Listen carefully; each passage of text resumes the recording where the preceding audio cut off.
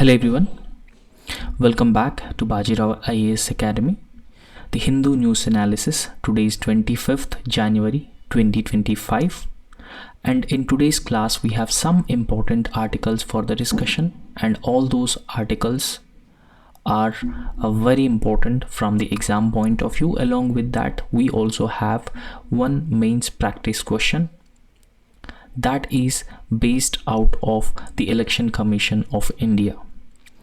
And in fact, there is a news article about Election Commission of India stressing on the need to tackle the issue of social media pollution.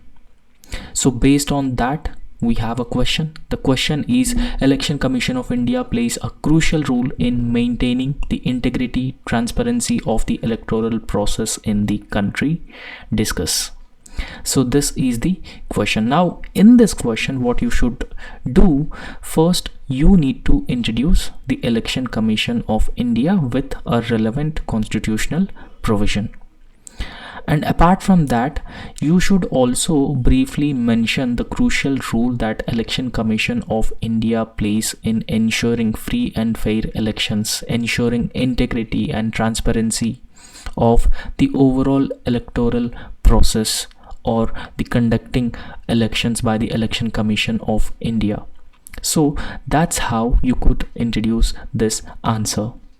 And then you could also write some constitutional provisions that deals with the roles and responsibilities of the Election Commission of India.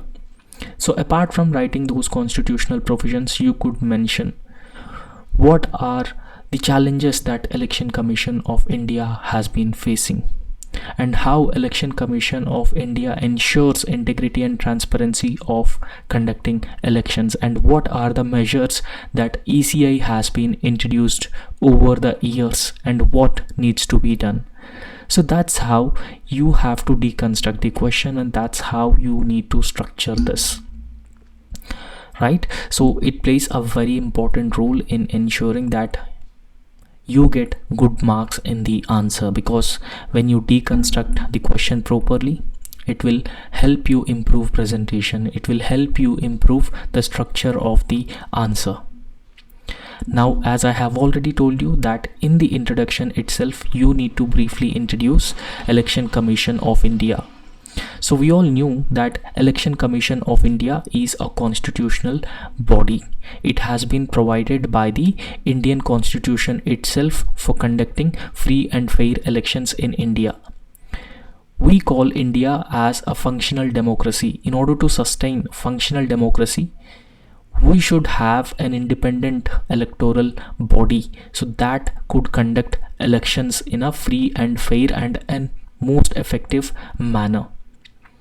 And in fact, over a period of time, last several years, several decades, Election Commission of India earns the trust and goodwill of the people that it is a transparent, it is an impartial and an independent body, conduct elections in a fair, transparent manner. So therefore, in order to uphold the democratic principles in India, in order to uphold democracy and make sure that India's democracy thrives, Election Commission of India plays a very important role, and that's how you could introduce this answer. And then you have to write some constitutional provisions with respect to Election Commission of India. Now, what are the constitutional provisions? So Article 324 of the Indian Constitution deals with the Election Commission of India. So it specifically talks about certain powers of the Election Commission of India, such as supervising elections, directing control of the overall election process. However, one thing that you need to remember here, that the Election Commission of India is tasked to conduct elections for the office of President, for the office of Vice President, and Lok Sabha, Rajya Sabha. So we call it as Parliament, and state legislative assemblies and legislative councils. So Election Commission of India conduct elections to all these institutions, right? So this is very important. You should remember this. And Article 324 talks about this. However, there is another article, so that also deals with ECI and its roles, responsibilities. That is Article 325 of the Indian Constitution. So this ensures that no person is disqualified from voting on the grounds of religion, race, sex, class, place of birth. So this article prohibits discrimination of person. So there should be no distinction, there should be no discrimination when it comes to voting, and that is what is known as universal adult suffrage. Right? So in India, everyone above 18 years of age are eligible to cast their vote, irrespective of their religion, irrespective of region, language, caste, ethnicity, so any distinctions. And again, there is another article, that is Article 326 of the Indian Constitution. So this article mandates the Election Commission of India to conduct elections to Lok Sabha and the state legislature based on the adult suffrage. Right? So adult suffrage, so everyone who is above 18 years of age are eligible to cast their vote, and that is what is known as adult suffrage, and Article 326 talks about the adult suffrage. However, in fact, we have to understand some key functions of the Election Commission of India. What are the key functions? What are the roles and responsibilities of the Election Commission of India as part of this particular answer? So we all knew that the Election Commission of India conduct elections for the office of President, the office of Vice President, Lok Sabha and Rajya Sabha, state legislature, that includes state legislative assembly and state legislative council. So this is the first and foremost responsibility of the Election Commission of India, that it conduct elections for all these different institutions. And apart from that, it is the responsibility of the Election Commission of India to ensure that all the candidates who are contesting elections and all the political parties who are contesting elections in a functional democracy like India, they follow the electoral laws, they follow the rules, that includes the model code of conduct. And this is also a very important responsibility of the Election Commission of India, to ensure elections are conducted in a free and fair manner.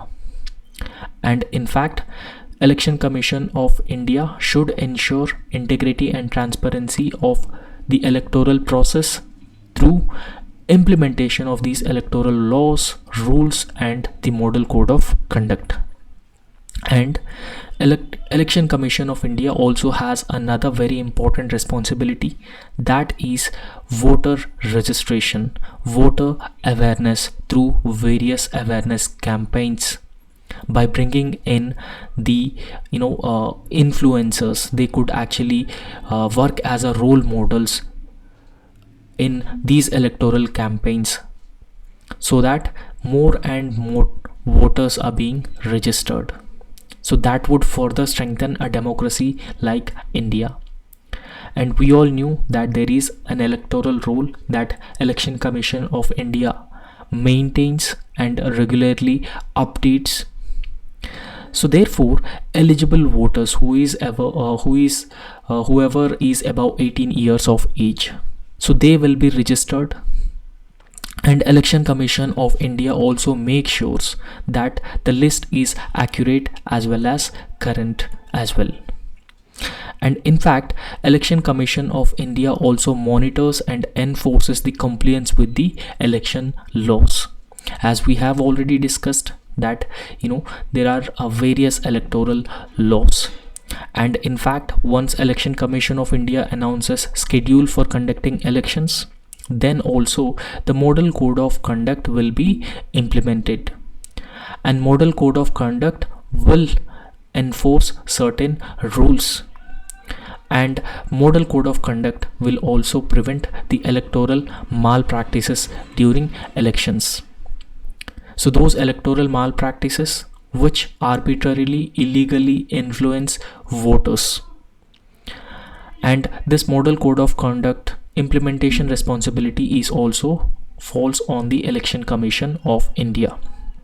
And in fact, the Election Commission of India also monitors the electoral campaign financing and also the conduct of candidates during this election process. However, Election Commission of India also handles disputes between the parties or within the parties, and it plays a very important role in ensuring the intra-party democracy. In political parties in India, there is a lack of intra-party democracy. However, Election Commission of India also ensures the intra-party democracy, and it also handles or looks into the disputes between the political parties or within a political party. And in fact, Election Commission of India is also empowered to take adequate action to settle or to resolve these disputes. However, there are certain challenges and criticism in the functioning of the Election Commission of India. So those challenges that we should talk about.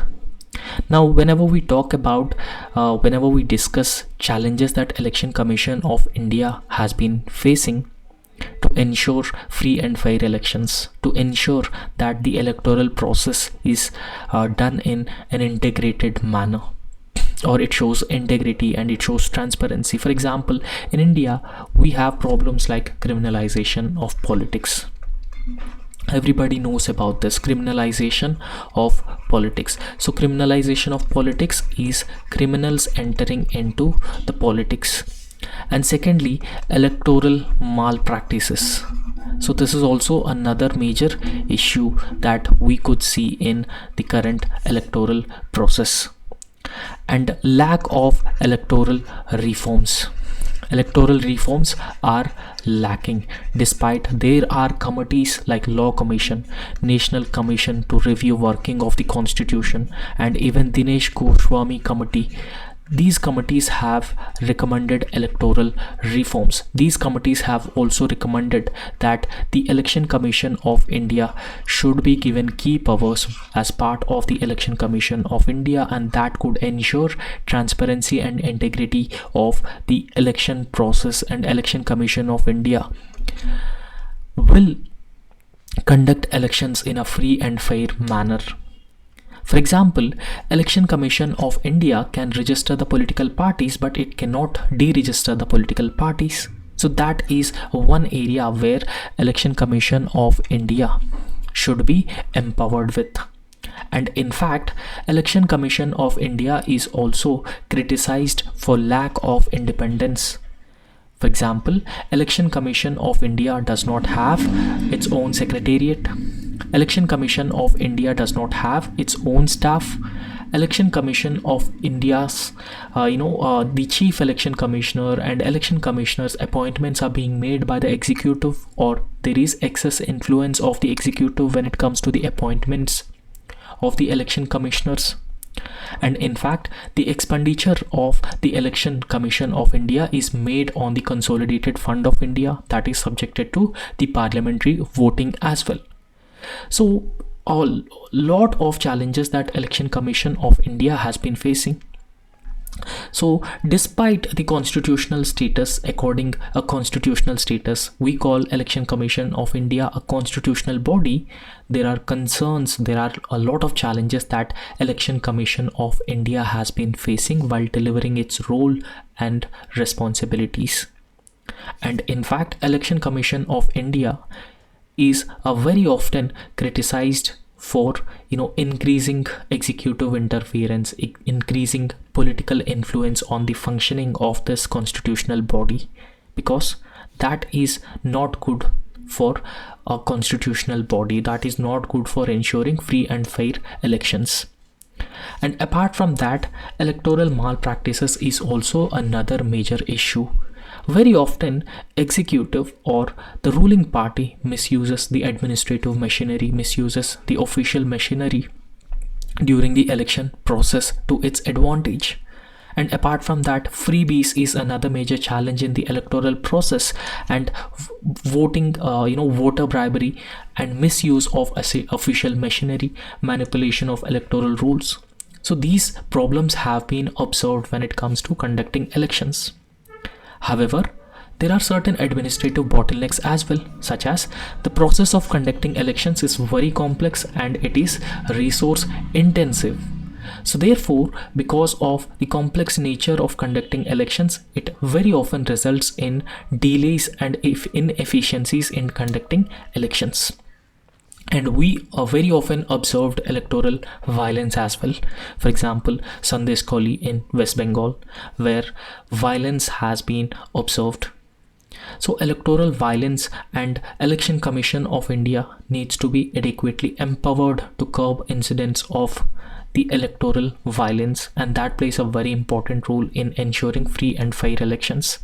And criminalization of politics is another major issue that has been plaguing the entire electoral system, as it is said that the lawbreakers are becoming the lawmakers, and that would destroy the entire purpose of the policy makers or the lawmakers who are not aware, who are criminal, who are having the criminal background, right? So in fact, so all these things would certainly impact the Election Commission of India's ability to conduct free and fair elections, its ability to ensure that the electoral process is transparent and integrated, or integrity, conducting elections with integrity. So however, what reforms that we could suggest? So electoral reforms is the need of the hour, particularly giving more powers to the Election Commission of India, independence of the Election Commission of India, expenditure should be made, should be charged upon the Consolidated Fund of India.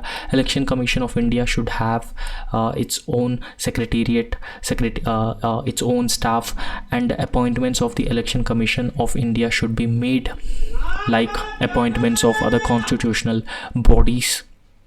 And apart from that, the power to deregister political parties should be given to the Election Commission of India, and model code of conduct should be accorded a statutory status, or statutory backing should be given to the model code of conduct, right? So all these reforms have to be implemented within the Election Commission of India. However, Election Commission of India has been also introducing some measures to ensure free and fair elections.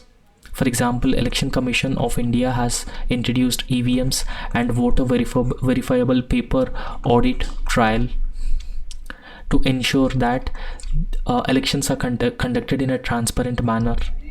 And in fact, Election Commission of India plays a very important role when it comes to voter registration, right? So voter registration, for that the Election Commission of India has brought in sweep, right? So under this, Election Commission of India conduct a series of awareness campaigns to increase the voter awareness also.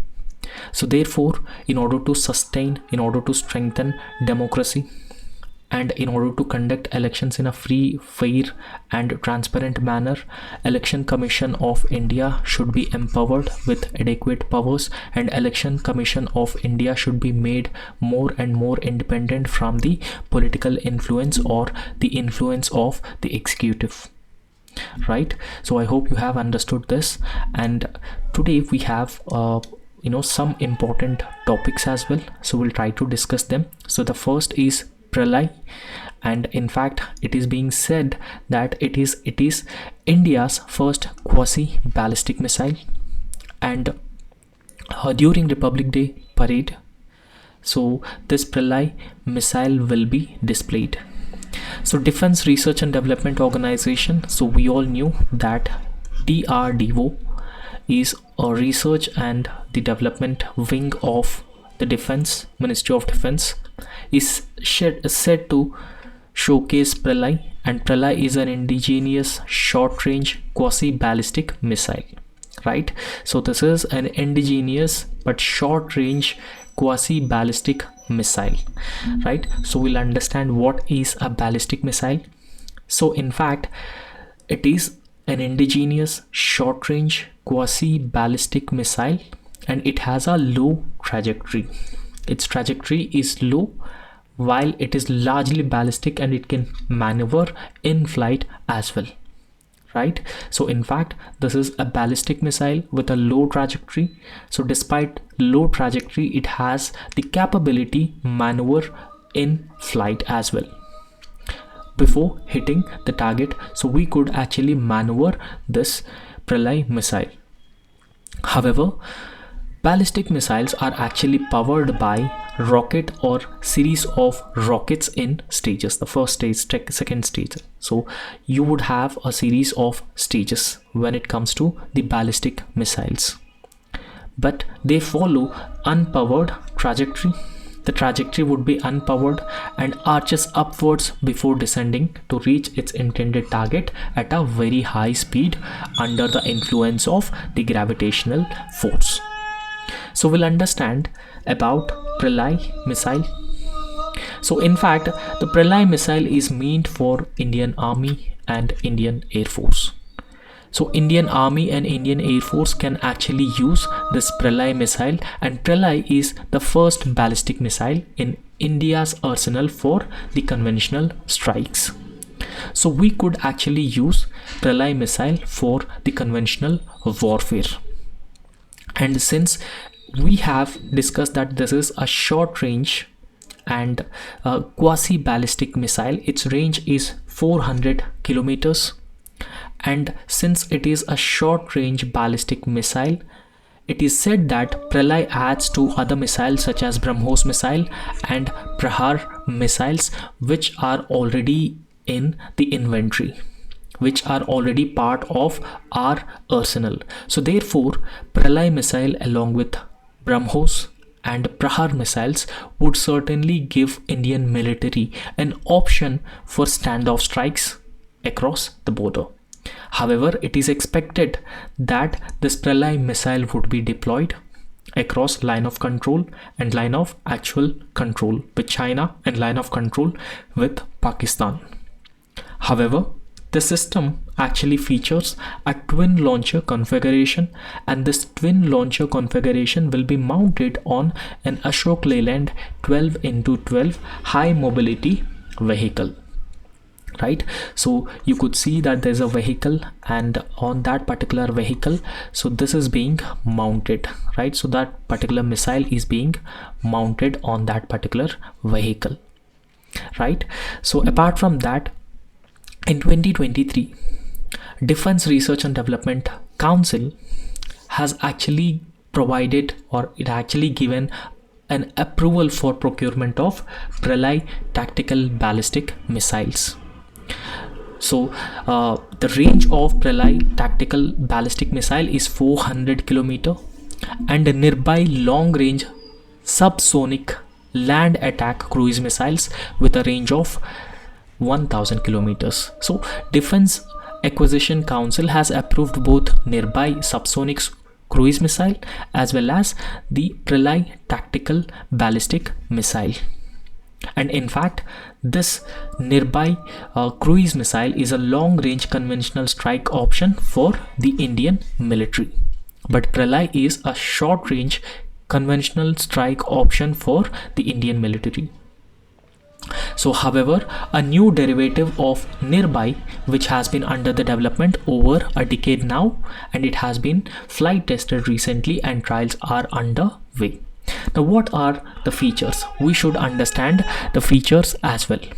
So the features of Pralay including it powered with solid propellant rocket, motor, and many new technologies are part of it, and a missile guidance system includes a state-of-the-art navigation system and integrated avionics, and it can be compared with China's Dongfeng 12 and Russian Iskander missile.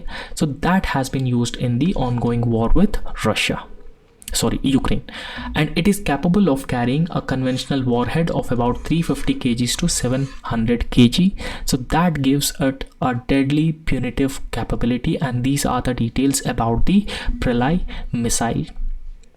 Now, the next topic is we all knew that Indonesian President Prabowo Subianto, so he is going to be the chief guest of this year's Republic Day.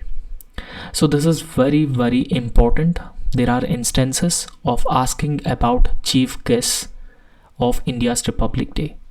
So therefore, this year, India's Republic Day's chief guest is Indonesian President Prabowo Subianto. So in this context, we will understand India and Indonesia relations in a very detailed manner.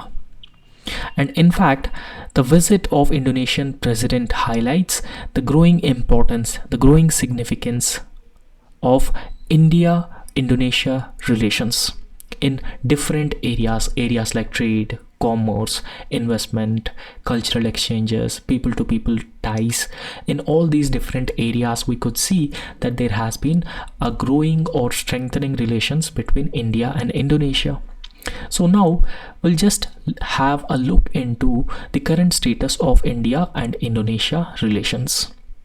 And we have just discussed that India and Indonesia relations are actually in a flourishing stage, or they are in a flourishing state, and India and Indonesia relations are growing at a very rapid pace. So those relations spans across defense, trade, cultural exchanges, and regional security as well, particularly in the context of the growing importance for the Indo-Pacific region, China's aggression in the South China Sea that has been threatening Asian countries, including Indonesia as well. However, the relationship between India and Indonesia has actually evolved significantly in recent years, with both countries have deepened their cooperation under a framework of comprehensive strategic partnership in 2018. So both these countries have signed a framework of comprehensive strategic partnership agreement in the year 2018 to further deepen the relations between these two countries. So we all knew that when we talk about the cultural relations between India and Indonesia, so several Indian relations, particularly Hinduism, Buddhism, and even languages like Sanskrit language, so they have a deeper presence in Indonesia and they influence Indonesia a lot, particularly from 1st to 14th century, and still those cultural ties, cultural linkages, connections between India and Indonesia continues. And in fact, there were several ancient medieval Indonesian kingdoms such as Srivijaya Empire that was existed from 7th to 13th century, and Majapahit Empire, so that was existed in 12th century to 16th century. So they were heavily influenced by the Indian culture, right? So in fact, imperial Cholas were also ruled parts of Indonesia before. So because of all these reasons, so Indonesia has been highly influenced by Indian culture, Indian literature, Indian religion, languages. And in fact, during ancient and medieval times also, there are evidences of maritime connections, maritime linkages, maritime trade between India and Indonesia as well. So therefore, we have a historic ties, we have a cultural ties, we have a trade related ties, defense ties, security ties, and the strategic relationship has been growing, right? Because the proximity of the proximity of Indonesia to India is also another crucial factor, right? So there's also a high influence of Indian epics such as Ramayana and Mahabharata on Indonesian art, drama, and folklore. So we could say that this is a significant cultural influence of India on Indonesia. So however, now we'll just have a look into the strategic relationship, the defense and security cooperation between India and Indonesia, because that has been evolving and that has a huge potential to grow further. And we all knew that this BrahMos missile has been jointly developed by India and Russia. And in fact, so there is a deal between India and Indonesia. So India has been planning to sell BrahMos supersonic missiles to Indonesia. So therefore, a $450 million deal between India and Indonesia about the sale of BrahMos supersonic missile is a top priority of this visit. And in fact, if India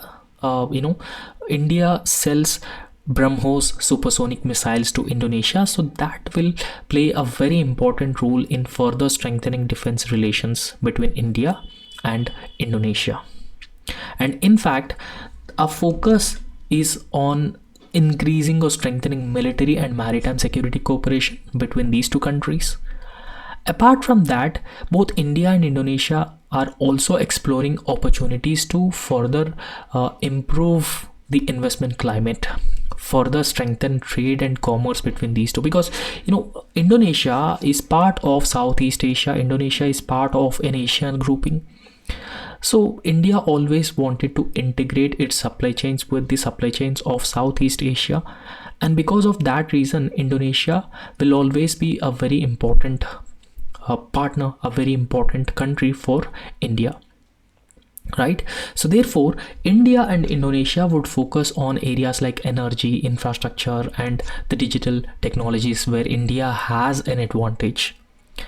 So tourism is another area of a strong cooperation between India and Indonesia. So it is expected that every year 6 lakh Indian tourists visit Bali. So therefore, the focus will be on boosting tourism, right? So not just Indian tourists going to Indonesia, but Indonesian tourists also coming to India. So it will play a very important role in strengthening people-to-people ties. So whatever roadblocks are there in the visa policies of these countries, so those roadblocks have to be looked into so that it will help in further strengthening people-to-people ties. Education and cultural exchanges will be a focus area, with a continued collaboration in sectors like education and healthcare, so that will benefit both countries. However, so India and Indonesia are committed or determined to further strengthen regional and global cooperation on number of areas, whether it is regional security, maritime security, blue economy, terrorism, radicalism, Islamic fundamentalism. So in all those different areas, India and Indonesia are determined to further strengthen the cooperation. However, we have to understand why Indonesia is important for India. So Indonesia is important for India for some reasons. So we'll try to understand this. Now, first thing that we should talk about is Indonesia's proximity to India, particularly the Andaman and Nicobar Islands. Right, so this is the last island of the Nicobar group of islands, and Nicobar group of islands close proximity to Sumatra of Indonesia. And we all knew that Andaman and Nicobar group of islands are a strategic island. So therefore, a close proximity of Indonesia to India is one area where it is very, very important. The other thing is that there is a Malacca Strait, and Malacca Strait is a very, very important for trade and commerce. And this Malacca Strait also link the South China Sea with the Andaman Sea. So therefore, this is another reason where Indonesia is very important for India. And there's also another port called Sabang Port. So Sabang Port is a joint collaboration between India and Indonesia. So that also plays a very important role, in ensuring that the Indo-Pacific, or that also plays a very important role in curbing Chinese excessive or huge influence in the region. Right, so Andaman and Nicobar Islands, so they just located 100 kilometers from Indonesia's Aceh province. Right, so it plays a very important role in strengthening maritime security between these two countries. So both countries collaborating on issues such as marine pollution, overfishing, maritime security management in the Indo-Pacific region. So both India and Indonesia, so they are committed for a free, open, inclusive, rules-based Indo-Pacific. And India is very often emphasizing on Asian centrality as well. So therefore, this will ensure that India and Indonesia are the key players in the Indo-Pacific region in achieving this particular objective. So the other thing that we should understand is Indonesia is India's largest trade partner among Asian countries, because Indonesia is 40% of Asian territory and 40% of Asian market and 40% of its population. So therefore, Indonesia is very, very important player for India. However, both nations are also committed to act against climate change. They are committed to generate energy from the renewable resources, because both these countries have net zero targets. For example, India has a net zero target by 2070 and Indonesia will become net zero by 2060. So therefore, there is an opportunity between India and Indonesia to collaborate on renewable energy projects. So renewable energy projects, particularly wind energy and solar energy. And in fact, recently Indonesia also joins BRICS grouping. So therefore, it could boost India's influence in multilateral forums, and Indonesia's key role in ASEAN aligns with India's Act East policy as well. So therefore, looking into all these aspects, Indonesia is always a very important and key partner for India. So the next topic is constitutional justice and the personal liberty. And in fact, so we celebrate 75 years of Indian Constitution. So in this backdrop, so we should have to look into the functioning of the Indian Constitution. So how Constitution ensured individual liberty and dignity of individuals. So that is what the author has been talking about. So as India has been celebrating 75 years of its constitution, the focus shifts how the core values like personal liberty and human dignity have faced challenges in modern India. So this is what the author has been talking about. And in fact, a recent reinstatement of dissent as a constitutional ethic. So dissent in the sense that, for example, when government frame a policy and you criticize the government policy, right? So that criticism could be constructive criticism. So you constructively criticize the government policy document, you constructively criticize government's decision. So that is what is known as dissent, and Supreme Court has called this dissent as a constitutional ethic, and this is part of individual's personal liberty. So this highlights the ethical and moral dilemmas surrounding personal liberty today, because in any functional democracy, so in any country where there is a constitution which is being considered as a living document, where there is an independent judiciary, so where there is a functional democracy, dissent should not be penalized.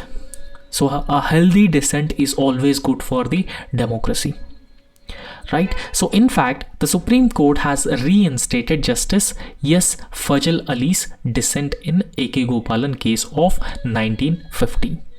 Right, so we'll discuss what happened in A.K. Gopalan case of 1950. So in this case, the Supreme Court has upheld the Gopalan's right to political dissent, right? So this particular case, the Supreme Court has upheld an individual's right to political dissent. So he or she is having right to dissent. So if they don't like, they have all the rights to criticize or oppose a policy or a decision. So therefore, it has been marking a shift or a transformation in understanding personal liberty in the constitutional ethics. So Gopalan's preventive detention in 1950 has been sanctioned by the Supreme Court's majority judgment. However, it was later declared as a judicial error therefore reinforcing individual liberty and also questioning the previous interpretations of the constitutional rights of individual. However, the revision of the constitutional ethics by the Supreme Court, interpretation of the Constitution by the Supreme Court, calls for integrating personal liberty and human dignity into a comprehensive justice framework. So therefore, we could move beyond the mechanical readings of law to ensure that the constitutional values are adequately respected. They are adequately valued.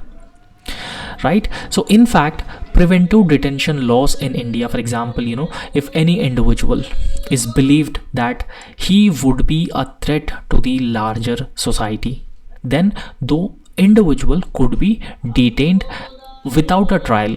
So that is what is known as preventive detention. Right? So this preventive detention law in India has allowed for indefinite custody without a trial. So there will be no trial, but it allows an indefinite custody of an individual.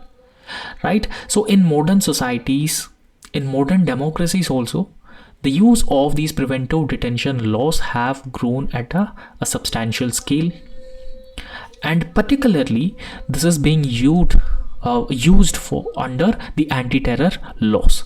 So therefore, it has been echoing challenges faced by the political dissenters today.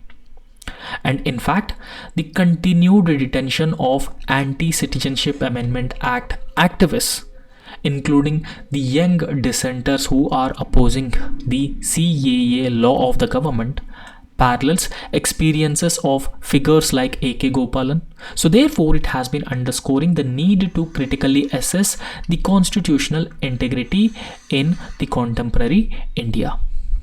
However, despite Constitution's commitment to personal liberty, particularly through Article 21 of the Indian Constitution, Article 32 of the Indian Constitution, the writ jurisdiction of the Supreme Court and respective high courts that have committed for individuals' personal freedoms and the liberty, the Indian judiciary is very often faced criticism for its delayed action in upholding the rights of detainees under the Preventive Detention Law, particularly in Preventive Detention Act of 1950. However, the Preventive Detention Act of 1950 is a colonial law.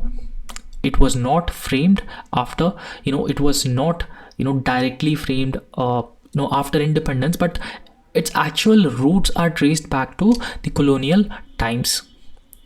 In fact, the colonial rulers have suppressed dissent of Indian freedom fighters. So therefore, it continues to be used after independence also. So therefore, it has actually raised concerns about the legacy of those laws and the modern judicial practices. In fact, as it was reflected in Puttaswamy case, where the Supreme Court has declared that right to privacy is part of fundamental rights under Article 21 of the Indian Constitution, the challenge in contemporary or modern societies is to extend the values of dissent, dignity and liberty as they are being enshrined in the Indian Constitution. In a healthy or a functional democracy, dissent must be allowed. So therefore, it ensures that courts evolve with changing societal and the political realities of the time, and that reflects the living nature of the Indian Constitution. However, the judicial system is also urged to protect the ethical spirit of the Constitution and not undermine it through outdated or politically motivated interpretations of the Constitution, interpretations of the law, because that would defeat the core mission of the justice. Right? So this is what the author has been talking about when it comes to the misuse of Preventive Detention Act 1950 to curtail dissent of individuals. Right? So that's all in this lecture, and thank you